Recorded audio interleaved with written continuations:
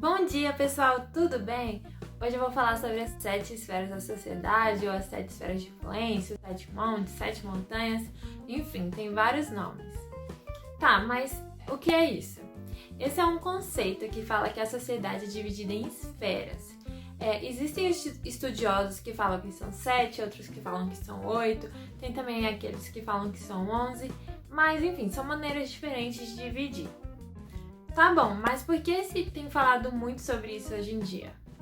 Bom, esse conceito já existe há bastante tempo, mas em 1975, Loren Cunningham, que é o fundador da Geocom e por sinal uma pessoa que eu tenho muita admiração, ele conta que em 1975 ele estava se perguntando para Deus como que nós cristãos poderíamos, ser mais efetivos em trazer as pessoas para Jesus, em mostrar Jesus para as pessoas, e ele conta que uma lista veio à mente dele, que eram 7 categorias, vamos dizer assim. Bom, no dia seguinte, Loren Cunningham se encontrou com Bill Bright, que ele é o fundador da Cruzada Estudantil para Cristo.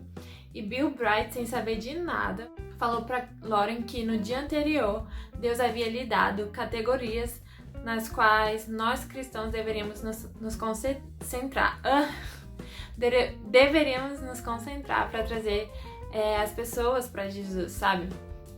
E foram as mesmas categorias, então, muito legal essa história. Tá bom, mas quais são essas esferas, né? De acordo com o site da Geocom, essas esferas são família, religião, que significa igreja, educação, governo, mídia e comunicações, artes, que também inclui entretenimento e esportes, e economia, que inclui negócios, comércio, ciência e tecnologia. Existem algumas divisões que são diferentes, pessoas que dividem de forma diferente, separando a ciência e tecnologia da economia, como é o caso do Pola, da Bethel, enfim, tem formas diferentes de dividir. Mas qual é a ideia? A ideia é que você tenha um chamado específico para uma ou mais esferas e que você, como cristão, deve agir nessas esferas na grande comissão, sabe? Agir na grande comissão aonde você está inserido. A grande comissão está lá em Marcos 16, do 15 ao 20. Eu acho muito legal esse conceito porque abre a nossa mente de que não existe apenas chamado para pessoas que estão dentro da igreja, que são pastores ou missionários, mas todos nós temos um chamado. E independente da área que somos chamados, nós devemos agir na grande comissão. Tem um propósito para nós estarmos naquele lugar, naquela área, naquele trabalho, enfim. Tá bom, mas como seria isso na prática, né? Bom, todos nós temos um chamado para a esfera da família, porque todos nós estamos inseridos de alguma forma na família. Então, nosso primeiro papel é principalmente cuidar e influenciar a nossa família. Em 1 Timóteo 5,8 fala que quem não cuida da família é pior que um descrente. Mas você também pode ter um chamado realmente específico para essa área. Lógico, como eu disse, todo mundo precisa cuidar dessa área, todos nós estamos inseridos nessa área, mas o que eu digo com específico é, por exemplo, eu tenho uma amiga que o coração dela queima por família. Ela tem planos de escrever livros, de fazer palestras para ajudar pessoas que não tiveram uma figura paterna saudável, para pessoas que foram órfãos. Então, assim, a gente percebe que o chamado dela é muito voltado para a família nesse sentido também, que pode ser o seu também. Você também pode ter o seu chamado para a esfera da igreja. O seu coração pode queimar porque ele é um pastor, um missionário. Isso é muito lindo, isso é muito honroso. Mas é interessante falar também que a grande maioria dos cristãos, na verdade, não são chamados para o ministério da igreja. E um ponto que eu queria dizer é que é muito diferente servir a igreja, que eu acredito que todos nós devemos sim servir em alguma capacidade. É diferente do que você ter um chamado, entendeu? Mas se você tem isso é muito lindo e busque isso, né? Claro. Mas como saber, né? Se o seu coração queimar por isso, é algo que Deus está te chamando. Se é um desejo do seu coração, é algo que Deus está te chamando.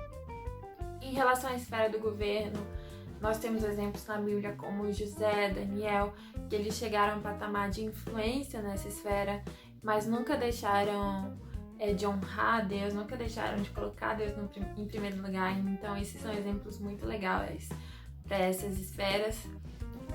O rei Davi também, ele foi chamado para essa esfera do governo, e é interessante observar que o rei Davi, ele também tinha um pezinho na esfera das artes, porque ele tocava a harpa, né?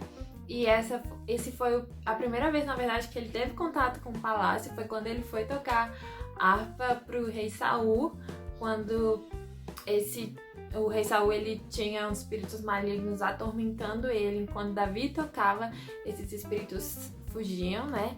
Então, um exemplo também de artes é Bezael, que tá lá em Êxodo 35, 29 a 32, que Deus fala que Deus deu para Bezael destreza, habilidade e plena capacidade artística. Então, se você tá aí, tem um coração para as artes, está em dúvida se isso é da vontade de Deus, se Deus te deu talento, vontade, capacidade artística, com certeza Deus quer usar isso para a honra e glória dele, para você usar aí da maneira que tá no seu coração.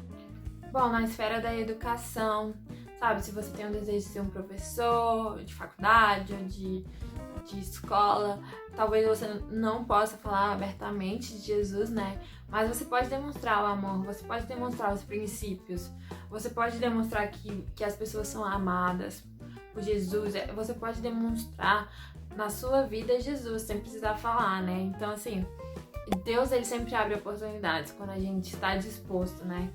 E, por exemplo, também na esfera dos negócios, você pode ter um contato aí com um CEO de uma empresa, ou você mesmo pode ser um CEO de uma empresa, se tornar um CEO e demonstrar, sabe, como que é a vida dos negócios tendo Jesus, sabe, como é você ser um CEO, mas colocar Jesus como mais importante, ser um exemplo às pessoas dessa esfera, sabe?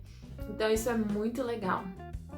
Um ponto de atenção que eu queria deixar pra vocês é: não se prenda tanto assim, eu sou dessa esfera e eu só vou fazer coisas pra essa esfera, não vou fazer mais nada. Com certeza Deus te chamou para esferas específicas e você tem que sim se dedicar a isso, mas durante a nossa vida, mesmo não sendo nosso chamado específico, a gente acaba passando, nossa trajetória, a gente acaba indo pra outras esferas, sabe? Isso é a vida, e então não fique assim tão, meu Deus.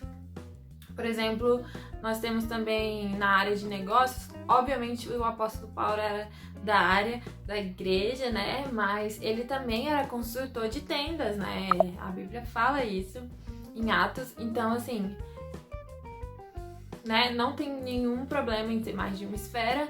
E outra coisa é que é legal observar nessa área dos negócios é que sim, o apóstolo Paulo e os apóstolos falaram do evangelho, mas assim, muito do evangelho foi espalhado pelos comerciantes, que ouviam a palavra e eles viajavam, talvez por conta do seu trabalho, e espalhavam a mensagem do evangelho também. Então, isso é muito legal. Pontos de atenção que eu queria deixar para vocês. Tem pessoas que perguntam se a Bíblia tem especificamente um versículo falando sobre as 7 esferas, e não tem, mas como a gente pode ver, existem histórias de várias pessoas em várias esferas diferentes, e essas pessoas sendo exemplo nessas esferas. Então é algo bem legal da gente prestar atenção. Outra coisa é que eu queria dizer que não se prendam tanto à divisão de esferas, tipo assim, são só 7, são 8, enfim. Não se prendam tanto, sabe? Saiba pro que Deus te chamou e faça o seu melhor nisso, sabe? Como saber que Deus me chamou para uma esfera? Pergunte pro Espírito Santo, peça a direção do Espírito Santo e observe você. Tudo que Deus te chamou tá dentro de você. Deus já colocou dentro de você. Então observe os seus talentos, os seus dons, os seus desejos, os seus sonhos. E é isso. Em Colossenses 3:23 fala, né, que tudo o que fizerem, façam de todo o coração, como para Deus e não para os homens. Então, em qualquer área que você estiver, faça como se você estivesse fazendo para Deus, porque realmente isso, na verdade, que você tá fazendo para Deus. Você vai ser um exemplo nessa área e vai ter a possibilidade de representar Jesus para as pessoas, beleza? Então é isso, eu espero ter ajudado aí. Beijo!